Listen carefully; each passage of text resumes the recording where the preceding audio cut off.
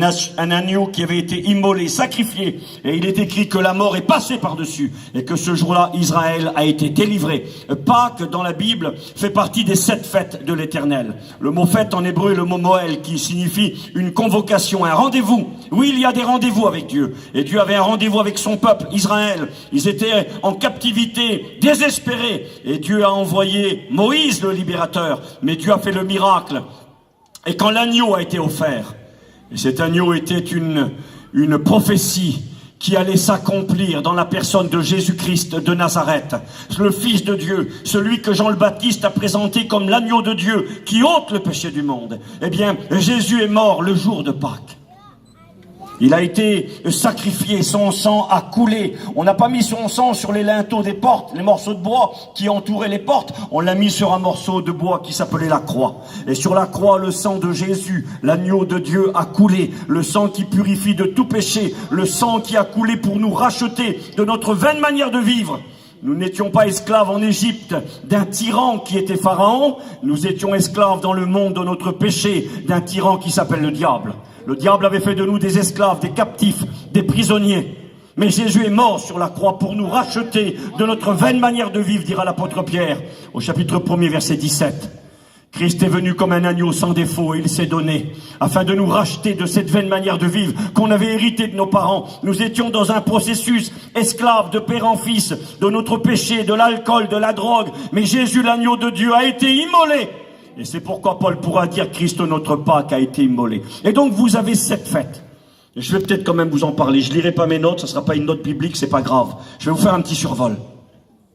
Dans le Lévitique, au chapitre 23, Dieu va ordonner 7 fêtes obligatoires. La première est la fête de Pâques. Elle avait lieu en mars-avril, au printemps. Le 14 du mois de Nissan, dit l'Écriture. On célébrait la première fête obligatoire de l'Éternel.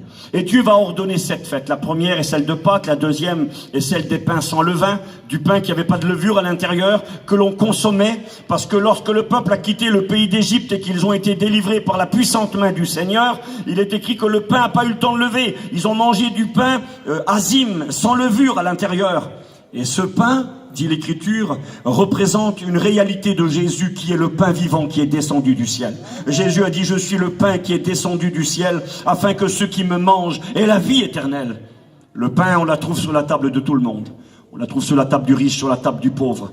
Quelqu'un me disait encore récemment, dans un restaurant, c'est la seule chose qui est gratuite, c'est le pain. Il y a toujours du pain. Le pain, on s'en lasse pas. On peut manger des produits de grande qualité, on peut manger du caviar, des homards, est-ce que vous voulez? On en mange une fois, 2 fois, on en a marre, on n'en veut plus. Mais du pain, on ne s'en lasse pas. Et Jésus n'a pas dit je suis du caviar ou de l'homard, parce que ça aurait été réservé pour une certaine catégorie de personnes. Il a dit je suis du pain. Et du pain, c'est pour le riche comme pour le pauvre. Et Jésus a été ce pain.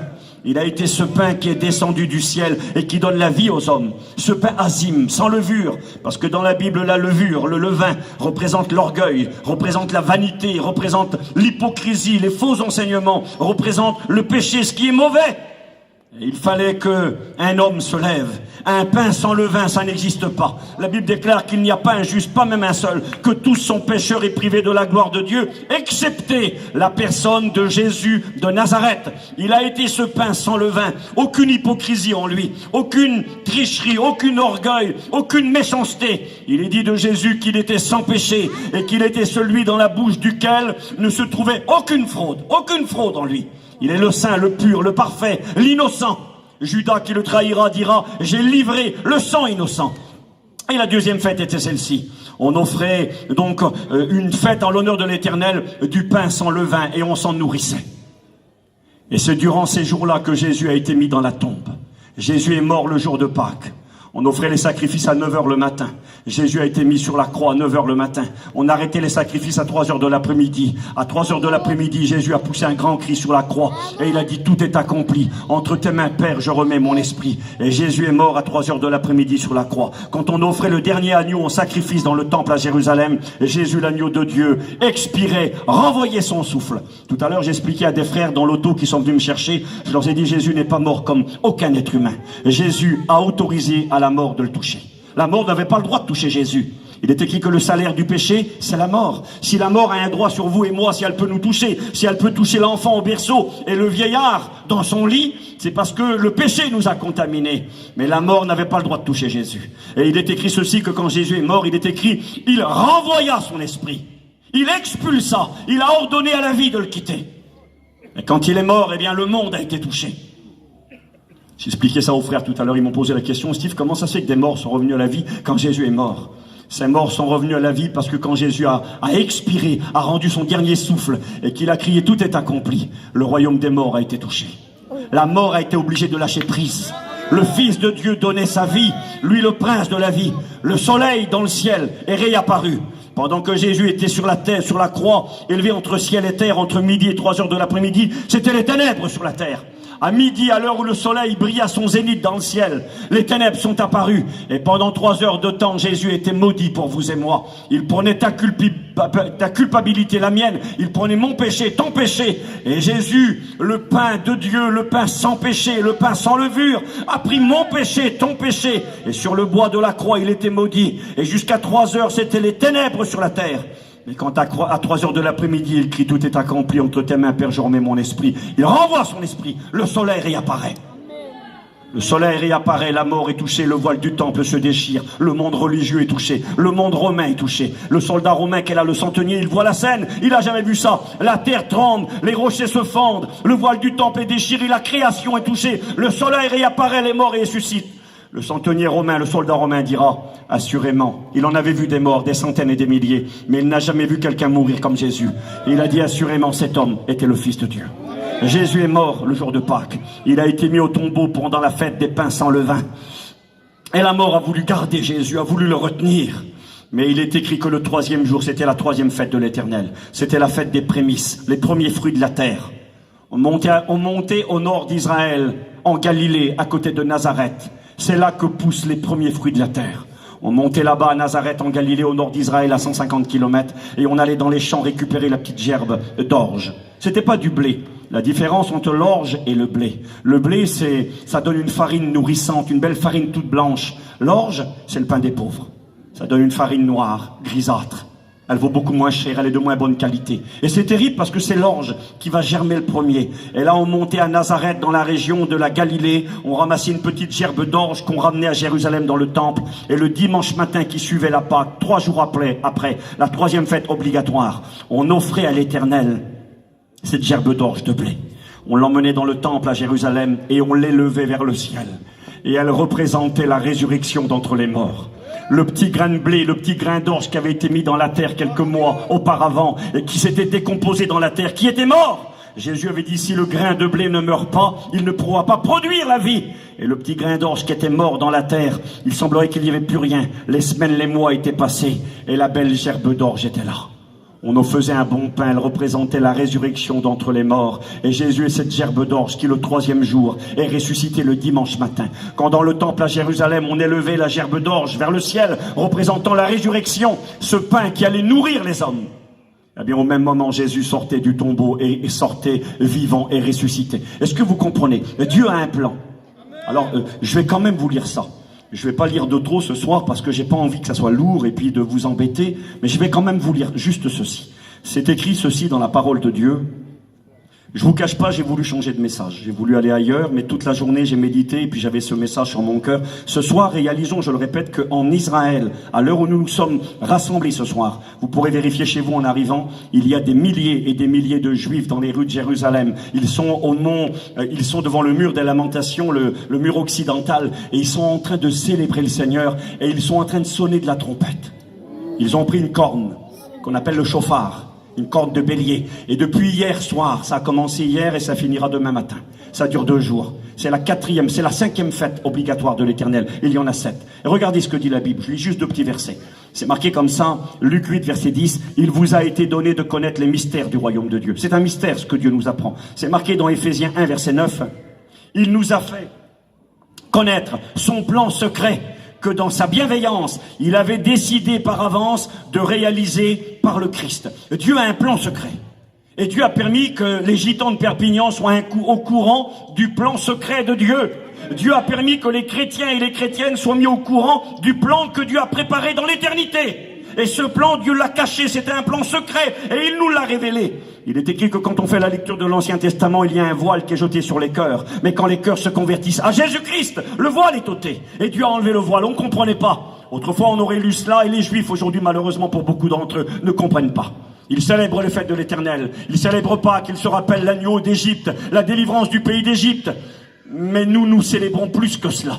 Nous célébrons l'agneau de Dieu qui a été sacrifié, crucifié entre ciel et terre, et qui n'est pas venu pour délivrer simplement les hommes d'une tyrannie humaine, mais pour délivrer les hommes de leurs péchés, et pour délivrer les hommes du plus grand tyran qui est Satan lui-même. Oui, l'agneau de Dieu a été immolé. Et dans ces 4 fêtes, il y a le plan caché de Dieu. Pâques, c'est Jésus qui mord à la croix comme un agneau pour payer pour toi et moi, pour que nous soyons libérés, rachetés, délivrés et sauvés. La fête des pains sans levain, c'est Jésus qui est mis dans la tombe. Et parce qu'il est saint et qu'il est pur, parce que la mort n'a pas de main mise sur lui, elle ne peut pas le retenir. Elle aurait voulu. C'est marqué dans les Actes des Apôtres que la mort n'a pas pu le retenir. Elle aurait voulu le garder. Mais au bout de 3 jours, excusez-moi, elle est obligée de le laisser partir. Il n'a rien à faire là. Il est le saint, il est le pur, il est le parfait. Et le dimanche matin, il ressuscite d'entre les morts. Et il est vivant. Et parce qu'il est vivant, tout devient possible ce soir. Parce qu'il est vivant, il peut changer ta vie. Parce qu'il est vivant, il peut écouter tes prières. Parce qu'il est vivant, il peut bénir tes enfants, il peut bénir ta maladie, il peut bénir ton mari. Il est vivant. Nous y croyons. Pas simplement parce qu'un livre le dit. Nous y croyons parce que nous l'avons rencontré. Je l'ai rencontré. J'ai rencontré Jésus de Nazareth. Celui qui est mort à la croix de Golgotha par amour pour moi, qui a pris mon péché. Celui qui a été mis au tombeau pendant 3 jours. Et celui qui le 3e jour est ressuscité d'entre les morts. Et parce qu'il est vivant, il est venu vers moi un jour. Il m'a nourri, lui le pain vivant qui descend du ciel. Il a rassasié mon âme et il a mis la vie en moi, comme il l'a fait dans le cœur de chacun de ceux et celles qui l'ont rencontré et accepté ce soir. Je vais essayer de faire le plus vite possible. Et puis, la 4e fête, parce que la 3e c'était celle de la résurrection, la 4e, il fallait attendre quelques jours. Elle s'appelle Pentecôte. Tout le monde a écouté parler de Pentecôte, la fête de Pentecôte. Pentecôte est célèbre aujourd'hui par rapport à la naissance de l'Église dans les Actes des Apôtres au chapitre 2. L'Église va naître le jour de Pentecôte. Pentecôte, c'est un mot grec qui signifie 50. C'est bizarre. En hébreu, ça se dit Shavuot, 50. Pourquoi 50? Parce que Dieu dira dans Lévitique 23, dans les fêtes obligatoires où il y a le plan caché de Dieu, Dieu nous a révélé que ces fêtes, qui étaient des fêtes solennelles, obligatoires, le mot fête en hébreu, c'est le mot Moël, qui signifie le rendez-vous, un rendez-vous avec Dieu. Et les Juifs du monde entier, pour ces fêtes, montent à Jérusalem, en Israël. Jésus, quand il était sur terre, ses parents montaient à toutes ces fêtes. C'est écrit dans la parole de Dieu, dans Luc, au chapitre 2. Les parents du Seigneur montaient chaque année à Jérusalem pour célébrer les fêtes de l'Éternel. L'apôtre Paul, à un moment donné, je regardais encore, se trouvait à 2200 kilomètres de Jérusalem, et il dira, il faut que je monte à Jérusalem, je dois célébrer les fêtes de l'Éternel. C'était des conventions. J'ai eu la grâce d'aller à la convention, là, il y a quelques jours en arrière, et puis à d'autres grandes conventions, il y avait des milliers de participants, des milliers de caravanes, des milliers de personnes, un grand chapiteau, et puis même si ça nous coûte, même si c'est loin, eh bien on essaie de faire un effort pour aller dans les conventions, parce que on est ensemble, et puis c'est ensemble que Dieu envoie sa bénédiction. Et là, le peuple était réuni, et je fais vite. Et puis donc on arrive donc à la 4e fête, celle de Pentecôte, 50 jours. Pourquoi? Parce qu'elle est célébrée 50 jours après la fête des prémices, la petite gerbe d'orge qu'on amenait devant Dieu. Je vous donne juste cette petite pensée. Pourquoi Dieu n'a pas permis dans sa grandeur que ce soit le blé qui mûrisse avant l'orge? Pourquoi que c'est la petite gerbe d'orge qui va mûrir en premier et puis qu'il faudra attendre 50 jours pour ramasser le blé? Pourquoi pas l'inverse? C'est bizarre parce que l'orge représente le Seigneur Jésus. Moi, j'aurais plutôt représenté Jésus comme du blé que comme de l'orge. L'orge, c'est ce qui a moins de valeur. C'est pour les pauvres. Le blé, c'est autre chose. Moi, j'aurais fait l'inverse. Mais moi, je suis pas Dieu, c'est Dieu qui a raison. Vous savez pourquoi Dieu a fait ça? Pourquoi Jésus a comparé la petite gerbe d'orge qu'on allait chercher là-bas à Nazareth, en Galilée, et qu'on amenait au temple à Jérusalem, et qui représente la résurrection d'entre les morts? Parce que l'orge, dans la Bible, c'est le pain des pauvres. Vous faisait le pain pour les pauvres avec. Vous connaissez l'histoire du petit jeune homme, hein? Il avait 5 pains d'orge. Et puis il avait 2 petits poissons. Et Dieu va nourrir la multitude. Pourquoi? Ben parce que c'est écrit dans la parole, c'est Paul qui le dira. Parlant de Jésus, Jésus n'est pas pauvre, il est riche, il est très riche. Il est Dieu, il est fils de Dieu, il est dans la gloire, il est dans le ciel. Mais il est écrit ceci. Jésus n'a pas regardé comme une proie arracher son égalité avec Dieu, mais il s'est dépouillé lui-même. Et de riche qu'il était, il est écrit, il s'est fait pauvre pour que nous soyons enrichis. Et Jésus a voulu devenir de l'orge. Il a choisi ses parents, le Seigneur. Nous, on n'a pas choisi nos parents, lui, il les a choisis. Il aurait pu choisir des parents riches, des parents importants, avec une grande maison. Il aurait pu les choisir, il était libre. Il a choisi Joseph et Marie, des petits malheureux, qui vivaient à Nazareth, ils n'avaient rien. Ils n'avaient même pas de quoi le loger. Quand il est né, ils n'ont pas été capables de payer un hôtel. Ils ont été obligés de le mettre dans un mangeoire, même pas un petit berceau pour lui.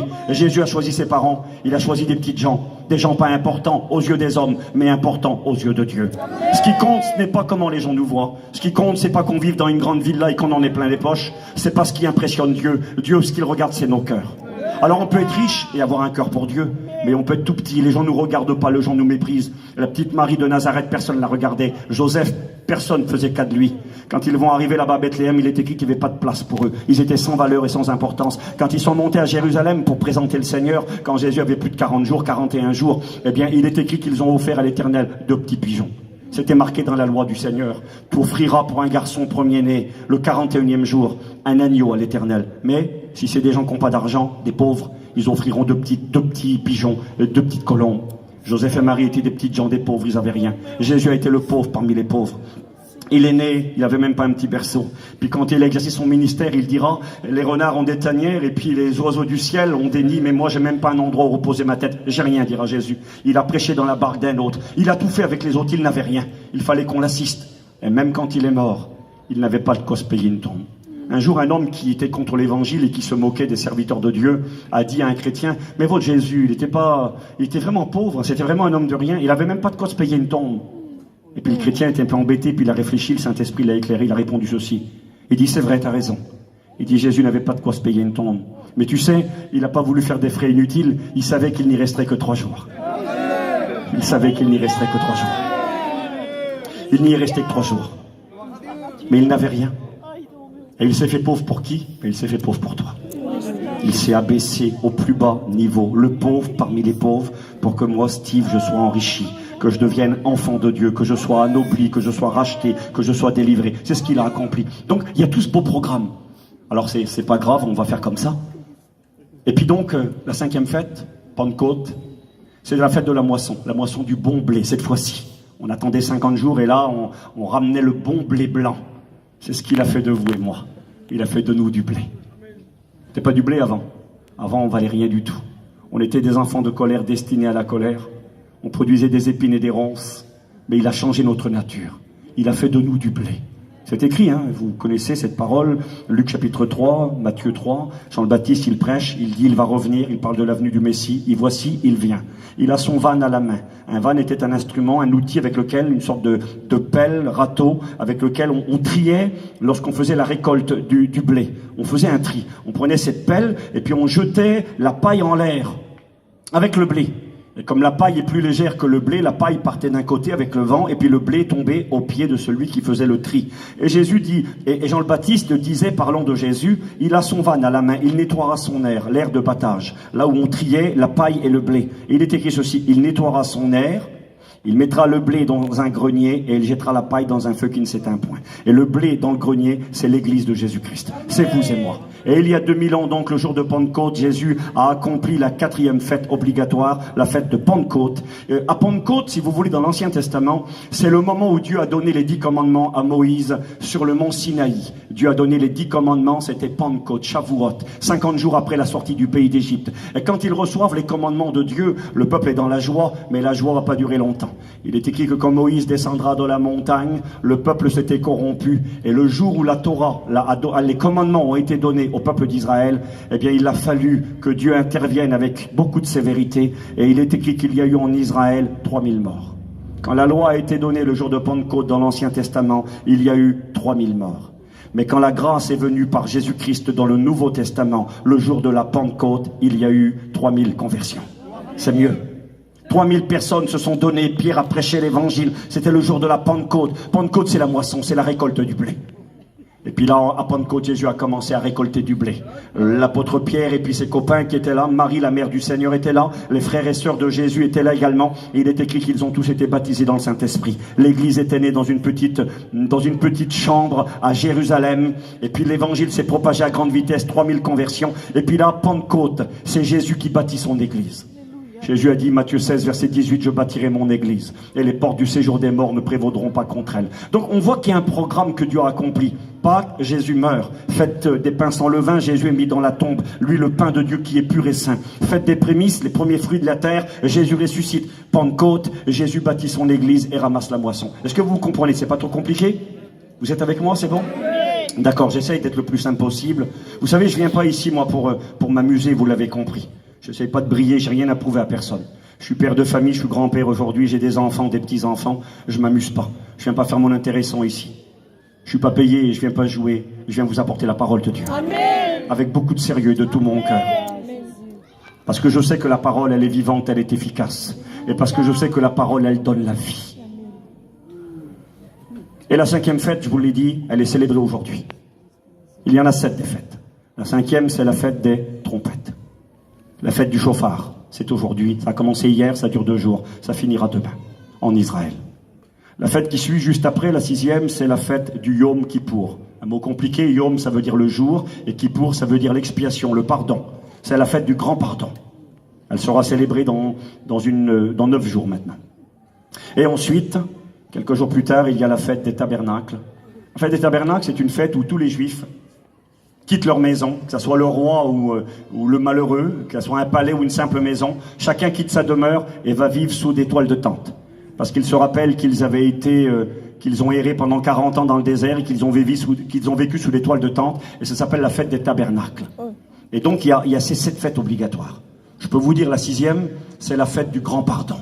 C'est la fête où Jésus reviendra un jour sur cette terre pour régner. C'est la fête où tout Israël sera sauvé. Où le monde entier comprendra que Jésus est le Christ. Où le monde entier verra le Seigneur paraître dans le ciel. Le monde entier sera obligé de fléchir les genoux devant lui. Le Christ un jour viendra régner sur cette terre. Je ne suis pas témoin de Jéhovah, j'ai rien contre Jésus, les aime et veut les sauver. Mais la terre ne demeurera pas éternellement, nous connaissons la Bible. C'est écrit dans Matthieu chapitre 24, verset 35, dans Luc 21, verset 33, que le ciel et la terre vont passer. L'apôtre Pierre dira dans 2 Pierre chapitre 3 que les cieux et la terre d'aujourd'hui sont réservés pour le feu. Un jour la terre sera détruite, c'est inévitable. Il est écrit que la terre est réservée pour le feu et qu'elle passera. Donc je ne crois pas à un paradis éternel ici-bas sur la terre, mais je sais que même bien que la terre ne deviendra jamais un paradis éternel, je sais qu'un jour sur cette terre Jésus viendra régner.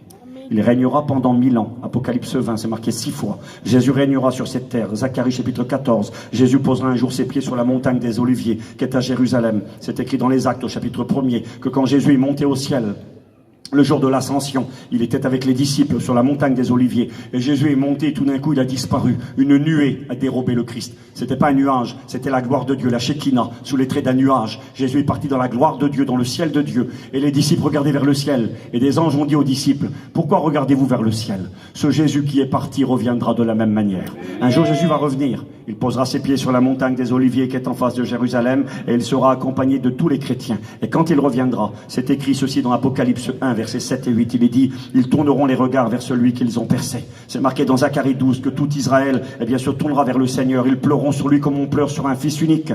Romains 11, à ce moment-là, les Juifs vivant sur la terre, en Israël, à Jérusalem, se convertiront tous à Jésus-Christ. Alors ça, c'est le retour du Christ, c'est le Yom Kippour. Le jour du grand pardon, le sacrificateur, le serviteur de Dieu, entrait dans le temple, offrait des sacrifices pour le pardon des péchés. Il y avait des miracles, j'ai pas le temps de détailler, c'est pas mon message, qui avaient lieu. Et quand il sortait et qu'il proclamait que le pardon était acquis, eh bien le peuple de Dieu savait que le pardon était là. Vous savez ce qu'il faisait? Il criait, le serviteur, le sacrificateur, en direction du mont des Oliviers là-bas. Il criait le nom interdit, le nom de Dieu. Il prononçait le nom de Dieu 10 fois dans cette journée-là. On n'a pas le droit de prononcer le nom de Dieu. De toute façon, on ne sait même pas comment qu'il se prononce. Les sacrificateurs le savaient. Et ce jour-là, il prononçait le nom de l'Éternel en direction de la montagne des Oliviers. Et quand le pardon était acquis, je vous donne quand même un miracle. Comment on savait que le pardon était acquis? Et il y avait une pratique qui se faisait à l'époque. On prenait un morceau de fil rouge, couleur rouge cramoisi, couleur du sang. On l'accrochait autour des cornes d'un bélier que l'on envoyait dans le désert, et on accrochait un morceau de laine rouge au-dessus de la porte du temple à Jérusalem. Et quand le serviteur, le sacrificateur entrait dans la présence de Dieu avec beaucoup de crainte, il avait le droit simplement un jour dans l'année d'entrer dans la présence de l'Éternel. Et quand il rentrait à l'intérieur et qu'il offrait le sang pour les pardons des péchés, le sang d'un bouc innocent, eh bien quand il ressortait, si le pardon était acquis, il est écrit dans la tradition juive que le morceau de laine blanche qui était sur les portes du temple devenait tout blanc. Et quand on retrouvait le bouc qu'on avait jeté dans le désert, il y en avait deux. Un était jeté dans le désert. On allait chercher le bouc. Il s'était fracassé dans les rochers, l'autre côté de la montagne des Oliviers. On le ramassait et souvent le fil rouge était devenu blanc. Parce qu'il est écrit dans Ésaïe le prophète au chapitre 1er, si vos péchés sont rouges comme le cramoisi, ils deviendront blancs comme la neige. S'ils sont comme leur pourpre, ils deviendront comme de la laine. Les Juifs y croyaient, Dieu faisait un miracle. Et quand les Juifs levaient la tête, le peuple d'Israël, et qu'ils regardaient le morceau de laine là, qui devenait blanc, ils savaient que le pardon était acquis.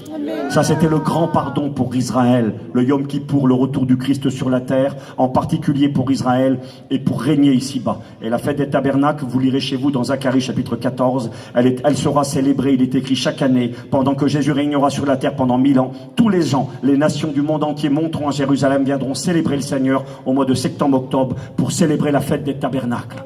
Cette fête des tabernacles est là pour nous rappeler que Jésus vivait dans le ciel, dans la maison céleste, dans le palais céleste. Et il est venu vivre parmi les hommes, dans un simple corps humain. Il est venu vivre dans une toile de tente, le corps humain est comparé à une tente, parmi les hommes. Donc Jésus a accompli les 4 premiers. Il est mort, il a été mis au tombeau, il est ressuscité, il a commencé à bâtir l'église. Il reviendra un jour sur cette terre, Yom Kippour. C'est le Christ qui vient, qui se montre à tous les hommes. La 7e fête, c'est le règne du Christ pendant 1000 ans. Mais c'est quoi la 5e? La fête des trompettes. C'est celle qui est célébrée maintenant, depuis hier. Hier soir, les Juifs ont attendu, il était environ 6 heures que le soleil se couche. Et là, un rabbin, un grand serviteur a été choisi. On lui a donné une corne de bélier, qu'on appelle un chauffard en hébreu. Et il a pris le chauffard et il a commencé à souffler très très fort. Un son très très long, qui se dit en hébreu tekiya. Tekiya, un son très très long. Il a sonné de ses trompettes. Et là, il a arrêté, il a commencé à donner des petits coups rapides de sonnerie. Ça s'appelle Shevarim. Qui a un son long et continu. Shevarim, des petits sons très courts. Et ensuite, il a sonné la trompette d'une manière, soyez avec moi, que l'on appelle le teroua. Le teroua. Et teroua, quand on écoute quelqu'un qui joue de la trompette, qui joue le teroua, on a écouté un son très long, tekiya, Shevarim, des petits coups rapides. Et ensuite, un son qui ressemble à quelqu'un qui pleure. Quand tu écoutes cette trompette retentir, là, on dirait quelqu'un qui gémit, qui hurle, qui pleure. D'ailleurs, le mot teroua, c'est ce qu'il signifie. Dans nos Bibles, généralement, c'est traduit vous célébrerez une fête en l'honneur de l'Éternel, une sainte convocation, il sera interdit de travailler, elle sera célébrée au son de la trompette, du chauffard, de la corne de bélier. Il y avait des trompettes d'argent, des trompettes métalliques, mais cette trompette était faite avec une corne de bélier. Et puis il est écrit, ce sera la fête des trompettes, mais c'est pas le vrai mot, c'est pas le mot chauffard qui est marqué dans nos Bibles, c'est le mot teroua. Ça sera la fête du teroua. Et teroua, c'est pas une trompette. Teroua, c'est une façon de jouer de la trompette. C'est un son qui ressemble, je l'ai dit, à des pleurs, à des larmes, à des sanglots. On dit qu'une mère qui est dans le deuil, qui a perdu son fils, elle fait des terouas. Ça veut dire c'est fort, le teroua. Quelqu'un qui pleure, on écoute le teroua, ça ressemble à un cri de guerre. Ça ressemble à un cri de bataille. Ça veut dire le sanglot, la souffrance, la mort, les jugements. C'est ce que ça veut dire. Et c'est cette fête qui a commencé hier. Les Juifs appellent les 10 jours qui vont s'écouler devant nous, là, depuis hier jusqu'à dans 9 jours qui viennent. On appelle ça les jours terribles, les 10 jours terribles. Quand la trompette sonne, là, tout le monde s'est préparé. Vous savez comment on célèbre cette fête? Je vais vous l'expliquer de mémoire, je ne lirai pas mes notes, c'est pas grave. Il faut d'abord se préparer corporellement, il faut se laver, il faut être propre. Alors les gens se lavent. Les hommes se préparent, ils rasent leur visage ou ils taillent leur barbe, ils se coupent les cheveux. Il faut être propre. Ensuite, il faut revêtir des vêtements, mais pas n'importe quel vêtement. On s'habille pas en jaune, en bleu, en noir, non, on doit s'habiller en blanc, obligatoire pour cette fête-là. On doit être habillé tout en blanc, pantalon blanc, veste blanc, t-shirt blanc, ce que vous voulez, en blanc. Dans la maison, tout doit être blanc. On met des fleurs blanches, on met des rideaux blancs, on met une nappe blanche. Ça doit être blanc partout. Et quand on va à la synagogue, tout est blanc, représentant la sainteté, la pureté, la propreté. Faut que tout soit blanc avant que la trompette retentisse. Faut avoir revêtu le vêtement blanc. Faut que tout soit blanc autour de nous. On doit se laver puis être propre.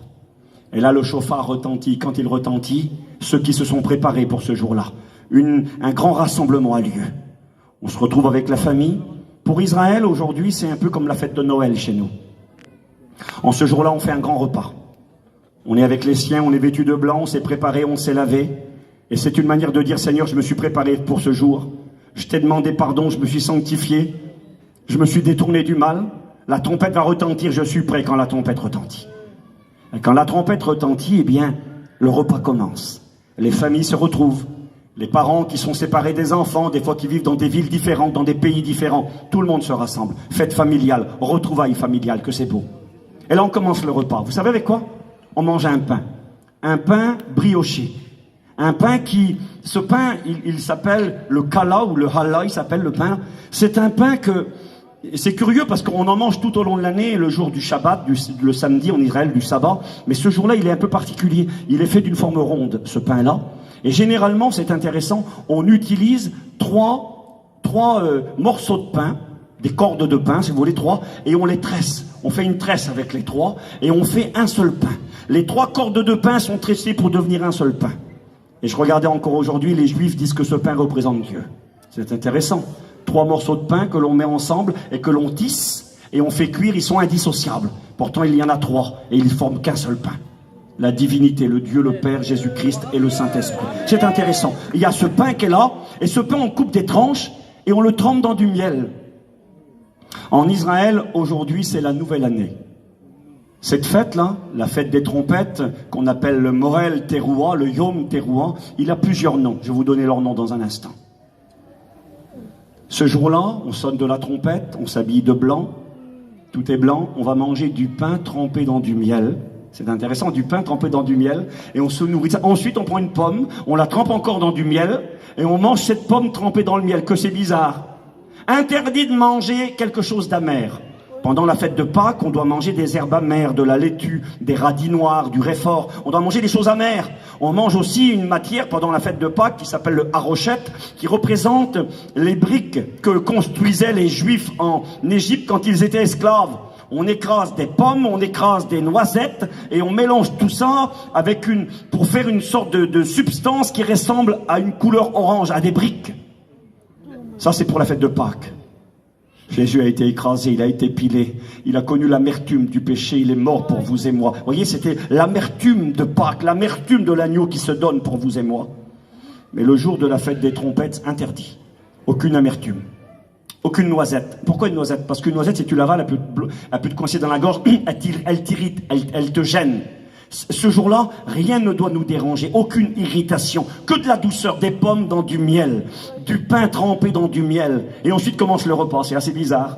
On mange des têtes de poisson. Je ne sais pas si vous aimeriez ça, vous, mes sœurs, des têtes de poisson. Les anciennes peut-être. Je pense que si on donnerait à ma femme des têtes de poisson, je ne crois pas qu'elle en mangerait. Enfin, on mange des têtes de poisson ce jour-là. Et donc ce repas est très particulier. Et là, on commence à lire la Bible. Hier, ils ont lu la parole de Dieu. Et aujourd'hui, ils l'ont fait. Hier, ils ont lu la création de l'homme, Adam, créé des mains de Dieu. Et ils ont lu 2 passages. Ils ont lu la Genèse, chapitre 21 et chapitre 22. Genèse 21, c'est la naissance miraculeuse d'Isaac.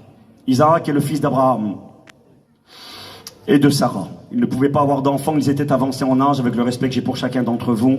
Il est écrit que Abraham était âgé de 100 ans et sa compagne Sarah de 90 ans lorsque le petit garçon Isaac est né. Ça peut faire rire, vous avez raison, c'est ce qu'elle a fait, Sarah. Quand on lui a annoncé à l'âge de 89 ans qu'elle allait devenir maman, elle a rigolé.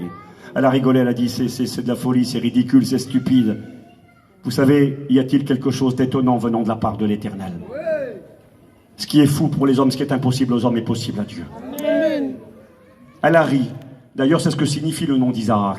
Isaac, ça veut dire rire, rigolo, stupide, folie. C'est ce que ça veut dire. Parce que souvent, la façon de faire de Dieu, elle est stupide et ridicule pour nous. Parce que Dieu fait ce qui pour nous est impossible à vue humaine. Et Dieu était intervenu. Et donc on fait cette lecture. La lecture de la naissance miraculeuse d'Isaac. Dieu tient ses promesses. Dieu avait promis à Abraham qu'il lui donnerait une postérité, qu'il lui donnerait un enfant, et que cet enfant deviendrait une bénédiction pour le monde entier. Il n'y croyait plus, âgé de 100 ans. Sa femme âgée de 90 ans. Mais l'heureux événement est arrivé. Isaac, la folie de Dieu. Ce que l'on méprise, ce qui est impossible à l'homme et qui est possible pour Dieu. Et puis ça, c'était hier qu'on a lu ça.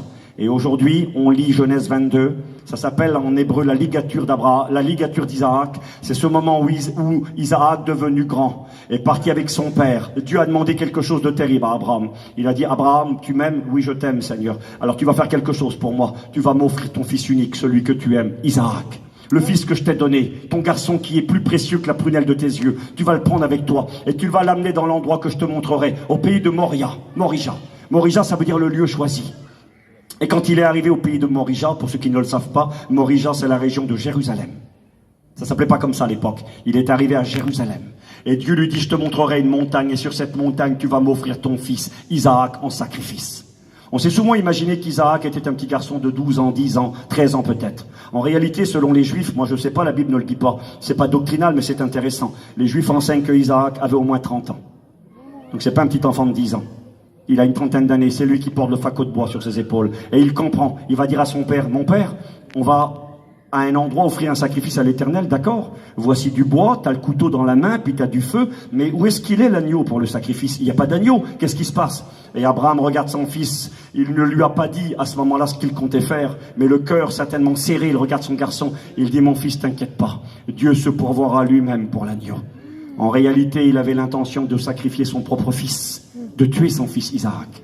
Et les Juifs disent ceci, que lorsque Abraham est arrivé sur la montagne choisie, la montagne de l'Éternel, dit l'Écriture. Quand il est arrivé au pays de Moria, le pays de Moria, et qu'il a pris son fils, et qu'il l'a attaché, et qu'il l'a allongé sur le fagot de bois. Ce jour-là, il y a eu la foi d'Abraham, l'obéissance d'Abraham. Mais les Juifs disent, il y a eu aussi la foi d'Isaac et l'obéissance d'Isaac. Il aurait pu âgé de 20 ou 30 ans, peu importe, moi je pense que c'est possible. Mais même qu'il aurait eu 20 ans ou 30 ans, ça aurait été facile de bousculer le vieillard. L'homme qui avait 120 ans ou 130 ans, il aurait pu dire à son père, mais t'es fou mon père, qu'est-ce que tu fais, tu veux me tuer? Et le bousculer et partir en courant. Non, Isaac s'est laissé faire. Il a été le fils soumis, le fils obéissant, le fils qui croyait. Vous savez qu'est-ce qu'il croyait Isaac et qu'est-ce qu'il croyait Abraham? C'est marqué dans la Bible. Quand Abraham est monté avec son fils sur la montagne, le lieu choisi, il avait ses serviteurs qui l'accompagnaient. Et il a dit aux serviteurs, restez ici. Il voulait pas que les serviteurs voient ce qu'il allait faire, il avait l'intention d'égorger son propre fils et de le mettre, de le brûler sur un fagot de bois. Il avait l'intention de mettre en cendre son fils. C'était terrible, quelle folie. Et puis il dit aux serviteurs, restez ici. Car moi et l'enfant, nous allons adorer l'Éternel, mais moi et l'enfant, nous reviendrons. Il avait l'idée d'aller tuer son fils et de le brûler. Mais il dit, on va revenir. C'est marqué dans la Bible, pourquoi? C'est marqué qu'il dit ceci aux serviteurs parce qu'il croyait que Dieu était capable de ressusciter les morts. Il croyait que son fils Isaac, qu'il allait égorger et brûler, allait redescendre avec lui de la montagne. Parce que Dieu était capable d'accomplir les promesses qu'il avait faites. Quel homme de foi! Il est monté là-haut et quand il est arrivé là-haut, nous avons la foi d'Abraham, l'obéissance d'Abraham, nous avons la foi d'Isaac et la soumission d'Isaac. Isaac a donné ses mains à son père, mon père, attache-moi. Il s'est allongé lui-même sur le fagot de bois. Mon père, si telle est la volonté de Dieu, j'accepte la volonté de Dieu. Et là, Isaac s'est offert, et au moment où Abraham allait l'offrir en sacrifice, nous connaissons l'histoire, je vous la rappelle, Dieu a dit à Abraham, Abraham, Abraham, ne porte pas la main sur l'enfant. Je vois désormais que tu crains l'Éternel, que tu ne m'as pas refusé ton propre fils. Il coupa les liens de son fils. Vous savez pourquoi? Parce que Isaac, tout grand qu'il était, tout homme de Dieu qu'il était, tout fils de la promesse qu'il était, tout fils du miracle qu'il était, ne suffisait pas pour accomplir le sacrifice que Dieu avait besoin pour sauver les hommes. Tu veux offrir ton fils, Isaac? C'est merveilleux. Isaac est un homme extraordinaire, un jeune homme obéissant. Mais Isaac n'est pas à la hauteur. Le péché l'a touché. Le péché l'a contaminé. Dieu avait dit, c'était écrit, à la montagne de l'Éternel, Dieu se pourvoira. Ce jour-là, Abraham a donné un nom à l'Éternel. Il l'a appelé Jéhovah Jireh. Ça veut dire Dieu se pourvoira lui-même pour le sacrifice. Et c'est marqué comme ça, à la montagne de l'Éternel, il sera pourvu. Et vous lirez chez vous le psaume 24. C'est marqué comme ça au verset 2 et 3. C'est marqué, qui pourra monter à la montagne de l'Éternel? C'est la même expression. Qui pourra monter à la montagne de l'Éternel? C'est précisé. Celui qui a les mains pures et qui a le cœur innocent. Celui dans la bouche duquel il n'y a point de fraude. Mais ça n'existe pas, ça. Ça n'existe pas quelqu'un qui a le cœur pur. C'est marqué le meilleur des hommes, son cœur il est comme un buisson d'épines. Ça n'existe pas. Quelqu'un qui a les mains innocentes, non, il est écrit, ils sont coupables. Il n'y a pas un juste, pas même un seul. Tous sont pécheurs et pervertis. Ils sont prompts à pratiquer le mal. En dessous de leur langue, il y a du venin, comme le venin d'une aspic, d'une vipère. Qui pourra monter à la montagne de l'Éternel? Celui qui a le cœur pur, celui qui a les mains pures et dont le cœur est innocent, celui qui a une bouche qui se livre pas au mensonge. Ça n'existe pas, si ça existe. Celui qui s'appelle l'agneau de Dieu, Jésus de Nazareth, correspond. Il est le seul qui pouvait monter à la montagne de l'Éternel. Et quand Dieu a dit non à Abraham parce que Isaac faisait pas l'affaire, eh bien celui qui a fait l'affaire, il viendra 2000 ans plus tard et il s'appellera Jésus de Nazareth. Donc les Juifs, là, ils sont en train de lire ces histoires. Pourquoi qu'ils lisent ces histoires? Parce qu'ils savent que c'est les jours terribles, la trompette a retenti hier. Et ils savent que là, il y a une semaine qui va commencer à partir de demain, pendant 7 jours. Ça va être les 7 jours terribles. Ça va être des jours où les Juifs vont jeûner, ils vont prier, ils vont demander pardon à Dieu. Ils se préparent pour Yom Kippour, ils vont se préparer, ils vont se sanctifier, ils vont se mettre à part, ils vont sonder leur cœur. Ils se préparent. Et vous savez, quand ils lisent les histoires là d'Isaac offert en sacrifice, le fils du miracle, celui qui est né miraculeusement, ils disent ça à Dieu. Ils disent, ô Dieu d'Israël, éternel créateur de l'univers, nous savons que nous ne sommes pas dignes. Nous savons que nous ne méritons pas ta grâce, que nous méritons le jugement et la condamnation. Mais souviens-toi d'Isaac, notre père, qui était capable et qui voulait s'offrir. À cause de lui, aie pitié de nous. Et c'est ce que font là les Juifs depuis hier. Ils sont préparés, la trompette a retenti. Ils savent que c'est le jour du jugement. L'année vient de s'achever. Cette fête de Yom Teruah s'appelle aussi Rosh Hashanah. C'est comme ça qu'elle est le plus connue. Rosh, ça veut dire la tête. Hashanah veut dire la nouvelle année. La tête de l'année. Pour eux, l'année est commencée. La bonne année, c'était hier. Et quand les Juifs mangent le morceau de pain trempé dans du miel et la petite pomme trempée dans le miel, ils se regardent les uns les autres et ils se disent Shana Tova. Ça veut dire douce année. Bonne année. Nous, on dit bonne année, eux disent pas. Ils disent je te souhaite une douce et une heureuse année. La douceur du miel. Je te souhaite. Et tout à l'heure, je vous ai dit les têtes de poisson. Pourquoi? Parce que les Juifs se disent je te souhaite dans cette année qui commence de ne plus être la queue mais la tête. Parce que Dieu avait dit dans le Deutéronome, si tu observes mes commandements et si tu t'attaches à moi, tu seras la tête et non la queue. C'était une manière de dire, c'est toi qui domineras, c'est toi qui seras en haut, c'est toi qui seras béni, c'est toi qui vas prospérer. Celui qui est en bas, c'est le dernier, c'est celui qui a rien. Tu vas devenir le number one, le numéro 1, tu vas être élevé, tu vas devenir quelqu'un d'important. Dieu va t'élever dans cette année. Et c'est pour ça qu'on fait ce repas. On se dit, l'année vient de s'achever, une nouvelle année va commencer. Mais elle commence avec les jugements, elle commence dans la crainte, elle commence dans la sanctification. Mais c'est quoi cette fête pour nous? Parce que je vous ai dit que les 7 fêtes, c'est le plan caché en Dieu. Et Jésus est mort à Pâques, mis au tombeau, fête des pains sans levain, ressuscité à la fête des prémices. Pentecôte, Jésus bâtit l'église, il engrange le bon blé. Jésus reviendra sur terre pour régner le grand pardon, le Yom Kippour. Il régnera pendant 1000 ans, la fête des tabernacles. Mais c'est quoi cette 5e fête, la fête des trompettes? La fête des trompettes, la 5e fête, c'est pour nous, et pourtant elle est méconnue dans le monde chrétien, pour beaucoup de chrétiens. C'est la fête du retour de Jésus-Christ. Pour l'église. Pas pour Israël, pour l'église. N'est-il pas écrit dans 1 Thessaloniciens chapitre 4 versets 15 à 17? Le Seigneur nous dit, l'apôtre Paul nous dira, mais de la part du Seigneur, il dira, je vous dis de la part du Seigneur, nous ne mourrons pas tous. Mais tous nous serons changés, 1 Corinthiens 15, 51, 52, d'accord? Mais que se passe? Comment ça allons-nous être changés? Il est écrit ceci, à un signal donné, à la voix d'un archange, et au son de la trompette, du chauffard de Dieu, les morts en Christ ressusciteront premièrement. Les chrétiens qui nous ont devancés, nos frères et sœurs que nous aimons, nos amis, qui sont aujourd'hui dans les cimetières. Cimetière, ce n'est pas un endroit où on rentre de manière définitive. Le mot cimetière est un mot grec qui signifie l'endroit où l'on dort. C'est un endroit où on dort. Et un jour, tous ceux qui sont dans la terre se réveilleront. C'est marqué dans Jean 5, verset 28. C'est Jésus qui parle. Jésus dira, l'heure vient et elle est déjà venue, où tous ceux qui sont dans les sépulcres entendront la voix du Fils de Dieu et en sortiront. Ceux qui auront fait le bien sortiront pour la vie éternelle, ceux qui auront fait le mal sortiront pour la honte et la colère éternelle. Il va y avoir une résurrection d'entre les morts. Des morts reviendront à la vie. Quand Jésus reviendra, à un signal donné à la voix d'un archange et au son de la trompette de Dieu, les morts en Christ ressusciteront premièrement. Et nous, les vivants qui serons restés, nous ne devancerons pas ceux qui sont morts dans le Seigneur, mais en même temps, avec eux, nous partirons à la rencontre du Seigneur dans les airs et nous serons toujours avec le Seigneur.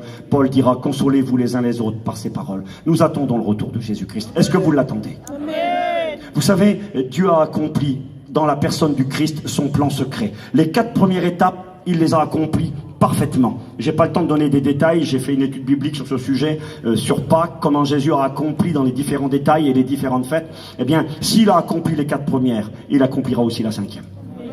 Il va revenir.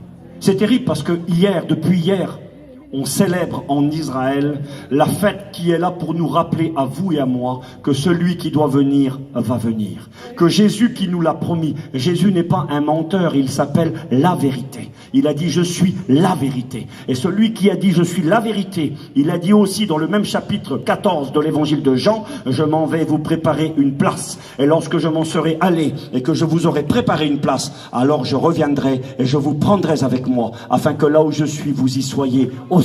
Que votre cœur ne se trouble pas, que votre cœur ne s'alarme pas. Croyez en Dieu, croyez aussi en moi. Jésus va revenir, alléluia. 319 versets dans le Nouveau Testament, un verset sur 25, nous parle de ce grand sujet, le retour de Jésus-Christ. La fête des trompettes et la fête du retour. Mais c'est intéressant, je vous l'ai dit, comment les Juifs la célèbrent, ils ne comprennent pas. Vous savez, il est écrit que la loi, c'est l'ombre des choses à venir. Hébreux 10, verset 1er. Paul dira aux Corinthiens que quand on fait la lecture de l'Ancien Testament, un voile est jeté sur les cœurs et c'est en Christ qu'il tombe. Ils ne voient pas, mais nous voyons. Pourquoi Dieu a demandé à son peuple de s'habiller en blanc? Pourquoi qu'il leur a demandé et les a conduits à prendre certains aliments, certaines nourritures? Pourquoi? Eh bien parce qu'il y avait une leçon spirituelle pour vous et moi. Je vous la partage rapidement. Amen. Que Dieu soit béni et glorifié. Ce jour des trompettes, ce jour qui est appelé aussi donc Rosh Hashanah, la tête de l'année, le nouvel an, parce que l'année vient de s'écouler. Maintenant, une nouvelle année va commencer, un temps nouveau. C'est pour ça d'ailleurs qu'on joue de la trompette comme ça. On fait un son très très lent, tekiya. C'est une manière de rappeler l'année qui s'est écoulée. Une année s'est écoulée, comme ce son très long. Une année. Et puis là, on coupe des coups rapides. Une manière de dire stop, ça y est, l'année est finie, c'est terminé. C'est comme si on appuie sur un bouton, on dit stop, faut tout arrêter. Interdit de travailler, fini. C'est le moment du repos pour ceux qui sont prêts. Et puis c'est le moment de rendre des comptes du travail que l'on aura produit et fourni pour le Seigneur. Stop, on arrête. On fait le bilan, on fait les comptes maintenant. Et on se rend compte qu'après le temps d'arrêt, commencent les sons de trompette qui représentent des larmes, des sanglots et de la souffrance. Combien que c'est étrange. Ce jour-là, il a plusieurs noms. Je vous l'ai dit, Yom Teruah. Le jour des trompettes où on joue les sanglots. Le jour du Rosh Hashanah, la nouvelle année. Il s'appelle aussi le Yom Hadin, qui veut dire le jour du jugement. C'est terrible, hein? Le jour du jugement. Il s'appelle aussi Kissé. Kissé, ça veut dire Dieu est assis sur son trône. Les Juifs du monde entier savent, depuis maintenant bien longtemps, que ce jour, c'est ce qu'eux disent, c'est le jour où Dieu est assis sur son trône et où il juge toute la terre entière. Depuis hier, c'est pour ça qu'ils ont peur et qu'ils appellent ce jour les jours terribles. Parce qu'ils disent que depuis hier, ce jour qui est là pour prophétiser le retour de Jésus-Christ, c'est un jour pour lequel il faut se préparer avant qu'il n'arrive. Avant que la trompette sonne et retentit, parce qu'après c'est fini et c'est trop tard, il faut être prêt. Parce que ce jour-là, Dieu va juger les hommes. C'est écrit dans Acte 17, verset 30. L'apôtre Paul dira, Dieu, sans tenir compte des temps d'ignorance, annonce à tous les hommes et en tout lieu, ici également à Perpignan aujourd'hui en 2023. Dieu annonce à tous les hommes et en tout lieu, et toutes les femmes bien sûr, qu'ils ont à se repentir.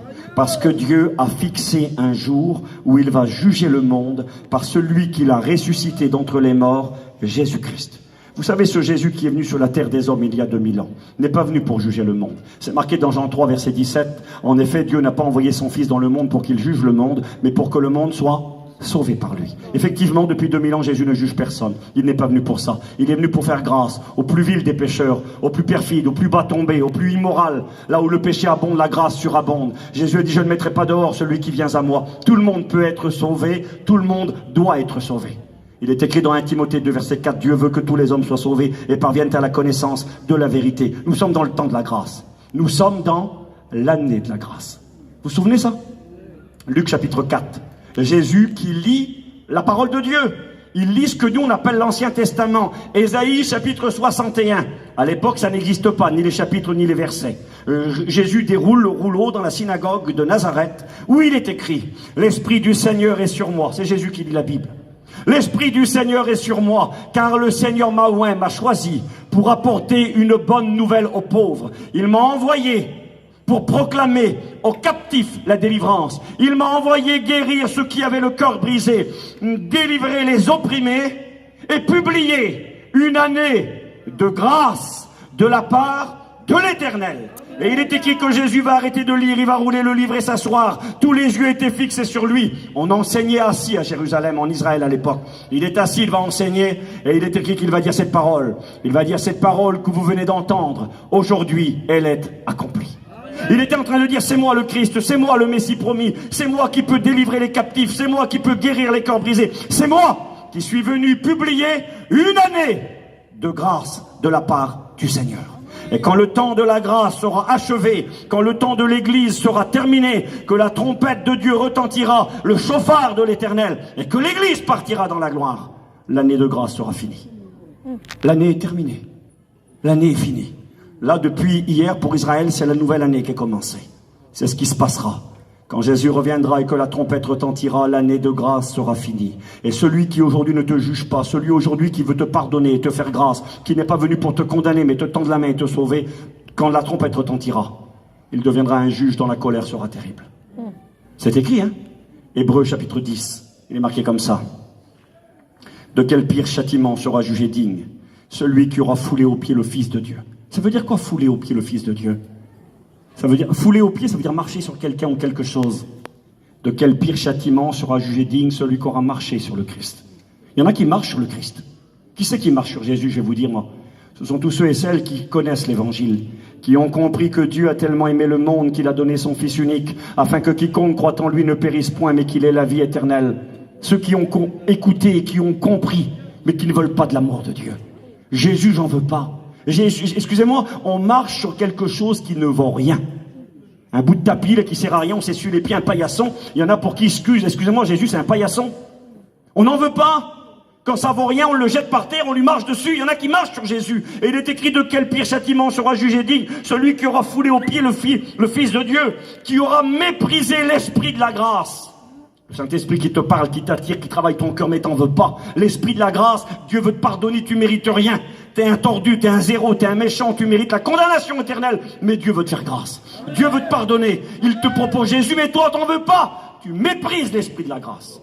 De quel pire châtiment sera jugé digne celui qui aura foulé aux pieds le Fils de Dieu, qui aura méprisé l'Esprit de la grâce et qui aura tenu pour profane le sang de l'Alliance. Profane, c'est quelque chose qui vaut rien, sans valeur. Le sang de l'Alliance, c'est quoi le sang de l'Alliance? C'est le sang de Jésus. Il y a des gens pour qui le sang de Jésus, ça vaut rien. Ça les intéresse pas, ils en veulent pas. Pour eux, c'est sans valeur. C'est ce que ça veut dire profane. Sans valeur, ça vaut rien. Jésus, j'en veux pas. L'évangile, j'en veux pas. Le Fils de Dieu mort à la croix, excusez-moi, je m'en fiche, ça ne m'intéresse pas. Eh bien, il est écrit de quel pire châtiment sera jugé digne. Et il est écrit que ce sera une chose terrible que de tomber entre les mains du Dieu vivant et vrai. Ce Jésus qui désire te faire grâce et te sauver ce soir, quand la trompette retentira, deviendra un juge dont la colère sera terrible. Il est écrit que les hommes et les femmes se cacheront dans les montagnes. Vous avez des montagnes à côté là, dans les Pyrénées. Ils se cacheront dans les montagnes, dans les cavernes. Ils diront aux rochers, tombez sur nous, cachez-nous devant la colère de celui qui est sur le trône et devant la colère de l'agneau qui est Jésus-Christ. Apocalypse chapitre 6. C'est le temps qui vient. Le Messie qui fait grâce et qui pardonne demain deviendra un juge.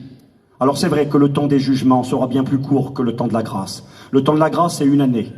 Le temps des jugements, c'est une journée. Parce que Jésus a arrêté la lecture dans Ésaïe 61.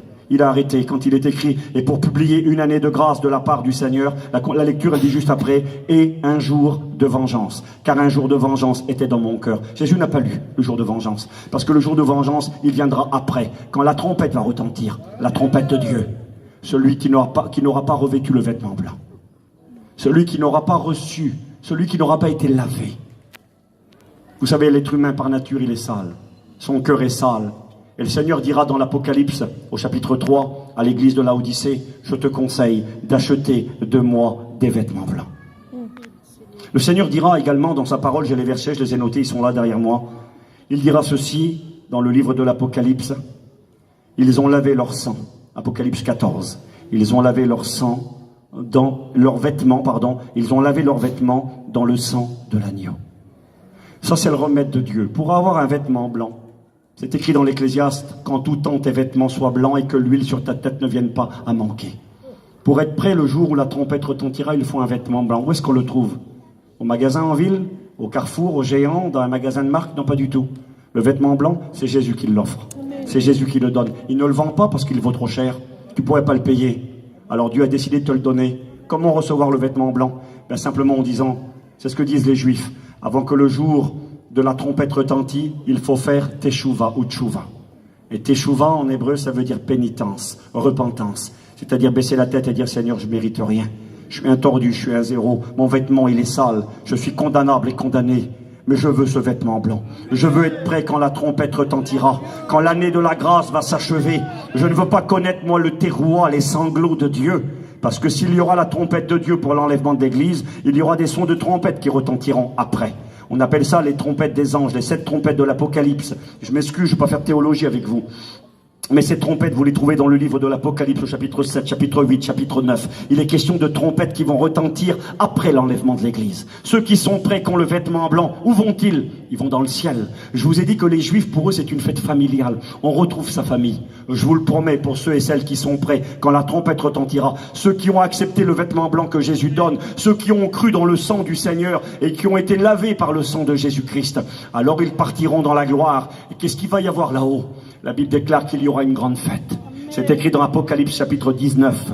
Il est écrit, les noces de l'agneau sont venues. Réjouissons-nous, soyons dans l'allégresse. Ces noces, les noces de l'agneau sont venues et son épouse, l'église, s'est préparée. Il lui a été donné de se revêtir, de quoi? D'un fin lin blanc pur, d'un vêtement blanc.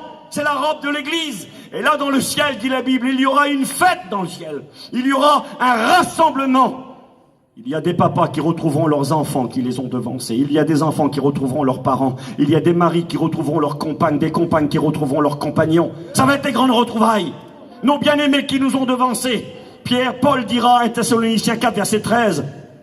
Nous ne voulons pas que vous soyez dans l'ignorance par rapport à ceux qui sont morts. Nous ne voulons pas que vous soyez dans l'ignorance afin que vous ne vous affligiez pas comme ceux qui sont sans espérance. Parce que Dieu ramènera par Jésus et avec lui ceux qui sont morts. Et c'est là qu'il parle de la trompette qui va retentir. Quand la trompette retentira, bien sûr, nous verrons le Christ, celui que nous aimons, en qui nous croyons sans l'avoir vu par la foi. Nous le verrons enfin. Quel bonheur, nous le contemplerons. Mais nous ne verrons pas que Jésus. Il ne sera pas seul. Il y aura avec lui à ses côtés tous nos bien-aimés qui sont morts dans le Seigneur. Ceux qui ont perdu des êtres chers, vous les verrez, ils seront là. Quel bonheur, c'est les grandes retrouvailles. Quelle belle fête. On mange des gâteaux qui ressemblent à une petite brioche avec du miel. Allons-nous manger du gâteau brioché dans le ciel avec du miel? Je ne crois pas. Mais je crois que derrière ce symbolisme, ce petit gâteau sucré est trempé dans le miel, la pomme trempée dans le miel, c'est une manière de dire que là-haut, il n'y a plus d'amertume. C'est quoi l'amertume? C'est quoi l'amertume? Je m'excuse, je ne veux pas être maladroit dans ce que je vais dire. J'ai pas besoin de savoir, je vous connais, puis je connais aussi... Je suis un gitan, moi, mais je suis un Mandouche du côté de ma mère. Moi, je suis pas un gitan espagnol, mais je sais que chez vous, je vois des sœurs habillées en noir, je vois le frère qui m'accueille qui est habillé en noir, je sais ce que ça veut dire. Ça, c'est l'amertume qu'il y a sur la terre. C'est marqué dans la Bible que la mort est amère. C'est marqué qu'un fils qui fait du mal à ses parents, c'est amer. Je sais c'est quoi l'amertume, moi. C'est les parents qui pleurent, qui dorment pas de la nuit parce qu'ils ont peur pour le petit. Parce qu'il y a la drogue, parce qu'il y a l'alcool, parce qu'il y a la misère, parce qu'il y a la violence. C'est les foyers qui sont cassés. C'est amer, ça. Ça, c'est les herbes amères qu'on avale. Des fois, c'est compliqué. Quand on va arriver avec lui là-haut, je vous le promets, parce que la Bible m'y autorise. Quand on va aller là-haut, il est écrit, il n'y aura plus de cris, il n'y aura plus de larmes, il n'y aura plus de téléphone qui sonne à 3 h du matin pour dire il y a eu un drame, un accident. Vous savez, là-haut, il n'y a pas de cimetière. Là-haut, il n'y a pas d'hôpital. Il n'y a pas de prison. Excusez-moi, il n'y a pas de chimio là-haut. Il n'y a pas de rayon, ça n'existe pas là-haut. Là-haut, c'est une pomme trempée dans le miel. C'est la douceur éternelle, c'est la consolation. Il n'y a plus besoin de pleurer là-haut, c'est terminé. Si j'ai le vêtement blanc et que je me suis préparé et que je me suis lavé dans le sang de l'agneau, quand la trompette retentira, ça ne sera pas le cri de désespoir, le cri de terreur, le cri de guerre. Ça sera le cri de victoire, le cri de joie. Je rentre dans la gloire, je retrouve mes bien-aimés qui m'ont devancé, je me réjouirai et dans le ciel, je dirai pas merci Dieu pour Abraham, pour Isaac, je dirai Seigneur merci pour Jésus-Christ, merci pour Jésus le fils du miracle, merci pour Jésus qui n'a pas simplement été à Golgotha. Isaac a été à Golgotha mais il n'est pas mort à Golgotha, il ne faisait pas l'affaire. Les Juifs disent souviens-toi d'Isaac, moi je dirais souviens-toi de Jésus-Christ. Oui, il est mort pour moi, il a payé le prix. Il me donne la garantie de partir au ciel. Je dois être prêt. La fête de ce jour terrible des trompettes, c'est la fête du jugement. C'est la fête où on doit être prêt. Les Juifs disent encore aujourd'hui, ce jour-là, hier, pour ceux qui sont prêts, va commencer une année de paix, de joie, de victoire et de consolation. Mais pour ceux qui ne se sont pas préparés quand la trompette a retenti, ça sera le moment des comptes à rendre, le bilan. Alors commencera, selon eux, un temps de jugement, de colère, de souffrance et de misère. Et c'est intéressant, je vous donne cette pensée, je vais vite finir. Je vous l'ai dit que cette fête de Yom Kippour, là, des trompettes, là, il fallait 2 jours. Ça a commencé hier, ça finira demain. 2 jours. Alors l'une des raisons pour laquelle elle dure 2 jours, je ne sais pas si c'est intéressant, je vous le dis rapidement, c'est parce qu'à l'époque biblique, c'est pas comme aujourd'hui. Aujourd'hui on a des téléphones, on a la télévision, on communique l'information à grande vitesse. À l'époque biblique, comment savoir que l'année était commencée? En Israël, on sait que l'année change, et chaque mois d'ailleurs change de cette manière-là. On observe le ciel. On regarde le ciel et on doit regarder quand la lune disparaît.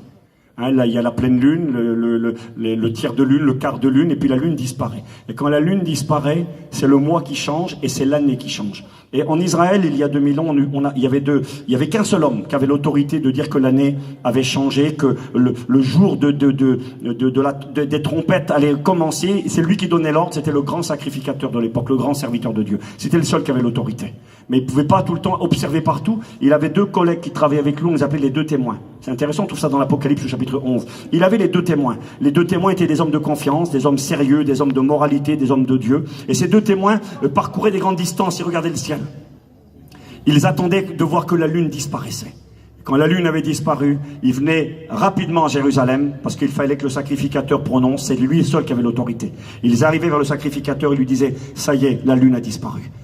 Toi, tu pouvais la voir, la lune, tu n'avais pas l'autorité. Il fallait que ça soit le sacrificateur, c'était le seul. Vous savez, quand Jésus a dit cette parole un jour dans Actes des Apôtres, chapitre 1, verset 8 ou 9, les disciples vont dire à Jésus, Jésus, est-ce en ce temps-ci que tu rétabliras le royaume d'Israël, c'est-à-dire le règne du Christ sur la terre? Est-ce que c'est maintenant le moment de ton règne? Est-ce que c'est maintenant? Jésus a répondu, ce n'est pas à vous de connaître les temps et les moments que le Père a fixés de sa propre autorité. Et vous savez, il y a un verset qui nous a des fois gênés à nous les chrétiens et les pasteurs, quand Jésus dira dans Matthieu 24 que personne ne connaît ni le jour ni l'heure concernant le retour du Christ, excepté le Père qui est dans les cieux. Eh bien, en réalité, quand Jésus dit cela ce jour-là, il n'est pas en train de dire qu'il ne sait pas. Mais si Steve, il dit ça, non, c'est pas ça qu'il dit. Il est en train de dire, c'est pas moi qui ai l'autorité. Parce que c'est ce qu'on disait quand la nouvelle année elle arrivait là. On disait, personne n'a l'autorité avec le sacrificateur, il n'y a que lui qui peut le faire. Alors personne ne connaissait le jour et l'heure. Même si on voyait les temps, même si on savait que le moment était arrivé, il fallait attendre que le souverain sacrificateur dise, ça y est, l'année est commencée. Et quand lui, il donnait l'ordre, alors on sonnait de la trompette. Et quand on sonnait de la trompette, eh bien, on allumait un grand feu sur les montagnes de Jérusalem. Et puis les gens, ils observaient, ils savaient que le moment était venu, ils attendaient que le feu s'allume, ils attendaient le feu vert. Le sacrificateur avait dit que c'était bon. On sonnait de la trompette, très fort. On allumait un feu là-bas. Et ceux qui étaient un peu plus loin allumaient un feu. Et ceux qui étaient plus loin allumaient un feu. Et dans tout le royaume, dans tout l'empire, les feux étaient allumés. Il fallait 2 jours pour que tout le monde soit informé. Il fallait que tout le monde soit au courant. Il fallait que tout le monde soit prêt pour ce jour-là. Je vous le dis ce soir, tout le monde doit être prêt pour ce jour qui vient. Tout le monde doit être au courant. Et on a décidé d'arrêter cette manière de faire parce que les ennemis d'Israël s'étaient aperçus que les Juifs allumaient le feu le jour donc du début de l'année sur l'ordre du sacrificateur, et eux ils allumaient des feux avant et puis ils mettaient du désordre. Alors on a annulé, mais on a gardé la pratique des 2 jours. Personne ne connaît ni le jour ni l'heure concerne le retour de Jésus-Christ. Et Jésus était en train de dire, et les Juifs qui l'écoutaient comprenaient très bien ce qu'il disait, il était en train de dire, le jour où l'année commence, le jour de la fête des trompettes, c'est le souverain sacrificateur qui a l'autorité. C'est pas moi qui ai l'autorité, c'est mon Père qui a l'autorité. C'est mon Père qui me dira, va chercher ton épouse, va chercher ton église. Alors oui, ce jour est là. Et cette fête qui est célébrée aujourd'hui en Israël est en train de vous rappeler, à vous et à moi, que la trompette de Dieu bientôt va retentir sur l'ordre de Dieu, que Jésus viendra nous chercher, nous les chrétiens, les chrétiennes, que nous partirons, si nous avons le vêtement blanc, si nous avons été lavés dans le sang de l'agneau, si nous nous sommes préparés pour ce jour, alors, dit l'Écriture, nous mangerons la meilleure des nourritures. Nous serons assis à table dans le royaume de Dieu. Écoutez, moi j'ai presque fini. Et pendant que dans le ciel, il y aura une joie que l'on ne peut pas décrire. C'est marqué dans Apocalypse 12, verset 12. Vous vérifierez chez vous. Il est écrit, réjouissez-vous, cieux, et vous qui habitez les cieux. Il y a des gens bientôt qui vont habiter le ciel. Je lève ma main. Ma cité à moi, elle est dans les cieux. J'attends Jésus, moi. Je suis un étranger sur la terre. C'est pas chez moi ici.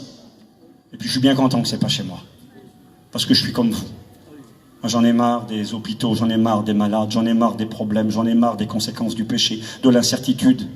Je suis parti la semaine dernière, non, il y a 15 jours, pardon, en arrière, un peu plus de 15 jours, c'est pas grave. Je suis parti à la convention. En allant à la convention, j'avais quasiment 800 km à faire. Et quand j'ai fait la route, à un moment donné, j'ai hésité. J'ai eu peur d'aller trop loin. Je me suis dit, Steve, s'il y a des problèmes, c'est toi qu'il faut faire demi-tour. Je ne savais plus comment faire. Parce que dans mon cœur, je sais dans quel monde je vis. Je sais qu'un coup de téléphone fait tout basculer. Je sais que les problèmes, j'ai des familles comme vous. J'ai perdu mon petit frère de 35 ans. Je sais c'est quoi la vie sur la terre. Je ne suis pas épargné. La petite cousine de ma femme, elle est arrêtée avec moi là en Bretagne. Il y a 2 ans en arrière, ils ont perdu 3 petits-enfants dans un accident. Je sais c'est quoi la vie sur la terre. La vie sur la terre, c'est un château de cartes que tu construis. Et d'un coup de vent, tout s'écroule par terre. Alors je suis bien content que c'est pas chez moi ici. Mon chez moi, c'est dans le ciel. Puis Jésus bientôt va venir du ciel. Puis il va m'amener dans ma cité céleste. Cette place qu'il est parti me préparer, je vais en profiter, je vais m'en réjouir. Mais il faut être prêt pour ce jour-là. Il ne faut pas louper le rendez-vous. Et quand je vais être là-haut, je le répète, Apocalypse 12, verset 12, je finirai par ça. Réjouissez-vous, cieux, et vous qui habitez les cieux. Qui c'est qui habitera les cieux à ce moment-là? C'est l'église de Jésus-Christ. Mais ça continue, ça dit, mais malheur à la terre et malheur à la mer, parce que Satan est descendu vers vous, animé d'une grande colère. Et quand Satan arrive à ce moment-là, vous lirez chez vous Apocalypse ensuite, au chapitre 12 et au chapitre 13, le système de l'Antéchrist est mis en place, un gouvernement mondial. Et tous les fléaux s'abattent sur la terre, 19 fléaux. Les 7 trompettes de l'Apocalypse. Il est écrit que les eaux seront contaminées, la mer sera contaminée. Elle deviendra comme le sang d'un mort, avec le respect que j'ai pour vous. Tous les animaux marins vont mourir, la mer ne donnera plus la vie. Il est écrit que les eaux potables seront contaminées. Ça, c'est les trompettes, c'est le terroir, le sanglot. C'est pour ceux qui ne seront pas prêts et qui resteront. Il y a intérêt d'être prêts. Quand les trompettes retentiront, les eaux de la mer seront contaminées. Les eaux potables, les sources d'eau, les rivières seront contaminées. Elles deviendront également comme le sang d'un mort. Il n'y aura plus d'eau potable. Heureusement que ça ne va pas durer longtemps. Ces jours seront abrégés parce que sinon tout le monde serait mort sur la terre. Il est écrit que les hommes seront frappés d'épidémies, de pandémies, de maladies de la peau. Ils attraperont des ulcères sur la peau.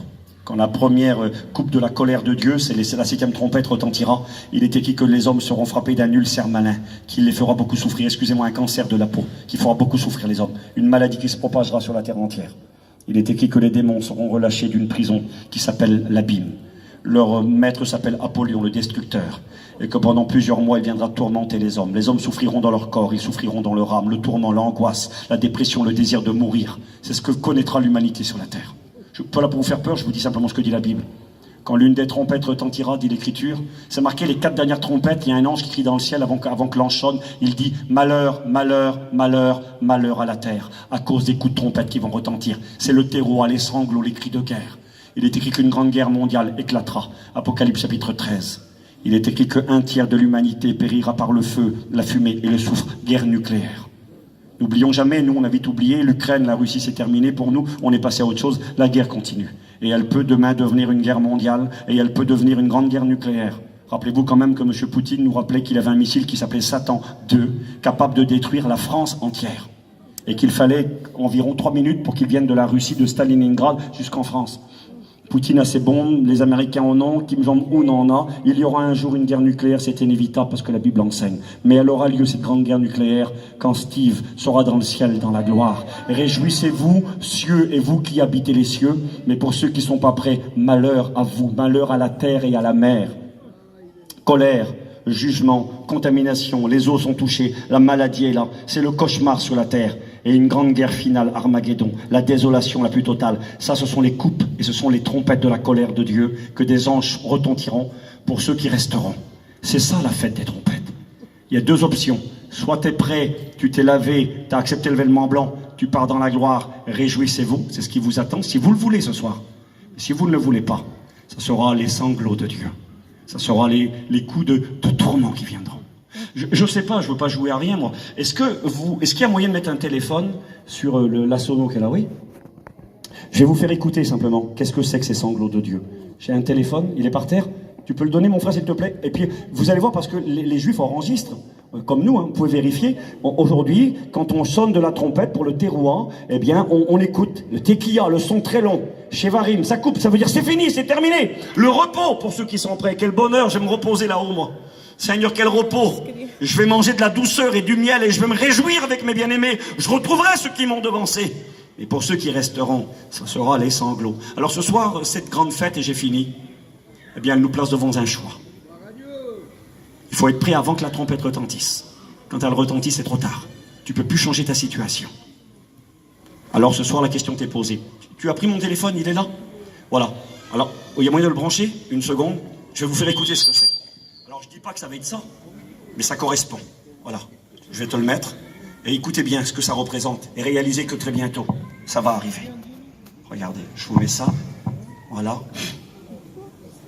Ici. T'as un petit... Avec le micro, ça va le faire, pas de problème. J'ai un micro, ça va le faire, mon copain, merci. Écoutez bien, je vous fais écouter un petit peu, c'est quoi le Yom Teruah. Les Juifs célèbrent ça depuis hier. La corne d'un bélier, parce que c'est un bélier que Abraham a trouvé dans le buisson d'épines, qui représentait l'agneau de Dieu qui allait mourir pour nous. Merci Seigneur d'avoir donné ta vie pour moi. Le plan de Dieu, quel bonheur, on est informé du plan divin. Écoutez, je vous fais écouter, regardez. On baisse nos têtes s'il vous plaît un instant, baissez vos têtes, on va prier le Seigneur. Ça c'est Tikia, c'est le son très long. L'année est finie, ça y est, le temps de la grâce est terminé.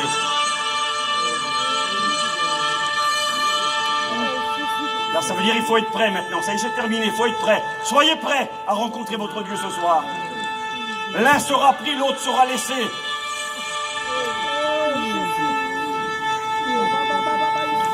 On baisse nos têtes, s'il vous plaît.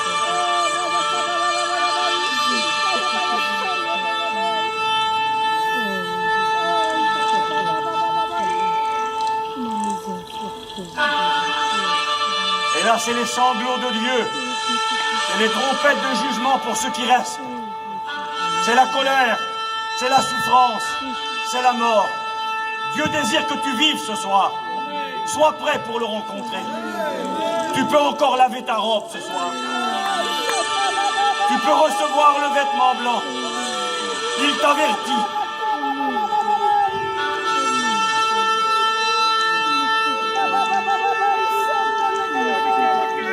Priez le Seigneur, s'il vous plaît, un instant.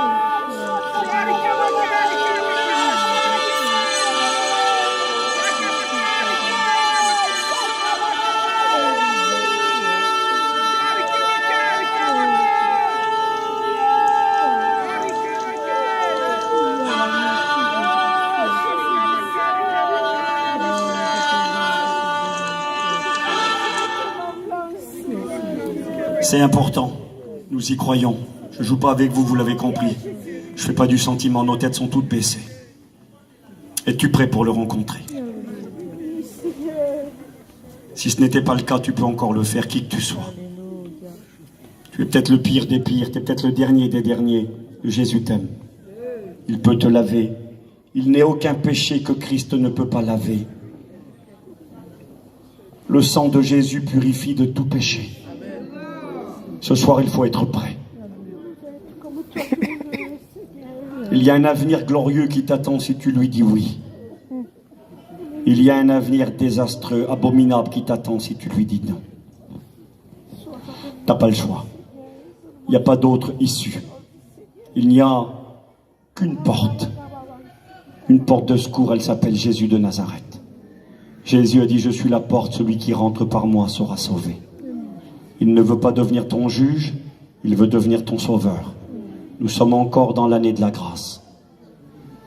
Ce soir, celui qui n'a pas fait la paix avec Dieu, je t'en supplie, humilie-toi. Arrête de marcher sur le Christ, arrête de mépriser l'esprit de la grâce. Accepte-le, puis toi chrétien, chrétienne, ma sœur, mon frère, attache-toi au Christ. Ce n'est pas facile, il n'a jamais dit que ça serait facile. Tu pleures, il n'a jamais dit que tu pleurais pas. Il a dit combat le bon combat. Et la couronne de justice te sera donnée. Il faut continuer ma sœur, continue mon frère prédicateur. Toi qui pleures et qui connais beaucoup d'amertume, c'est pas facile ici-bas, c'est une réalité. Il est écrit que c'est par beaucoup de tribulations qu'il nous faut rentrer dans le royaume de Dieu. Il est écrit que nous aurons des tribulations dans le monde, mais on doit prendre courage. Jésus a vaincu le monde. Prends courage mon frère, prends courage ma sœur. C'est la fin, c'est le dernier round. Bientôt la trompette de Dieu va retentir et nous les chrétiens, nous allons partir dans cette cité céleste. Nous allons connaître la consolation, la douceur éternelle. Ça vaut le coup de continuer. N'abandonne pas même si le combat fait rage. Et toi, rétrograde, reviens ce soir à la maison du Père. Il t'attend, il t'appelle. Il ne te fera aucun reproche. Il ne te jugera pas, ni ne te condamnera pas. Il te pardonnera, il te rétablira. Seigneur, j'aimerais te dire merci ce soir. Merci pour cette soirée. Tu vois, Seigneur, je voulais changer, je voulais faire autrement, mais je crois vraiment que c'était ce que tu voulais que je fasse. Merci d'avoir béni cette réunion, ces instants. Merci pour mes frères et sœurs qui ont été attentifs, mes amis. Merci parce que tu as dirigé, je le crois, cette réunion. Et plus que cela, tu as parlé au cœur. Ta parole n'est pas là pour faire belle, elle n'est pas là pour briller. Elle est là pour éclairer. Elle est là pour montrer notre état, elle est là pour nous avertir. Et tu nous avertis que le plan préparé en Dieu depuis l'éternité s'est accompli dans la personne de Jésus. Et que tout ce qu'il a accompli, il continuera de le faire. Tu reviens bientôt. Seigneur, je t'attends. Merci, merci, merci parce que dans ta grâce, tu as lavé mon cœur, tu as lavé ma vie, tu m'as revêtu d'un vêtement blanc. Je veux garder ce vêtement blanc. Oui, qu'en tout temps mes vêtements soient blancs et que l'huile sur ma tête ne manque pas, l'huile de l'esprit, la vie de Dieu. Bénis nos cœurs à chacun. Bénis les églises ici à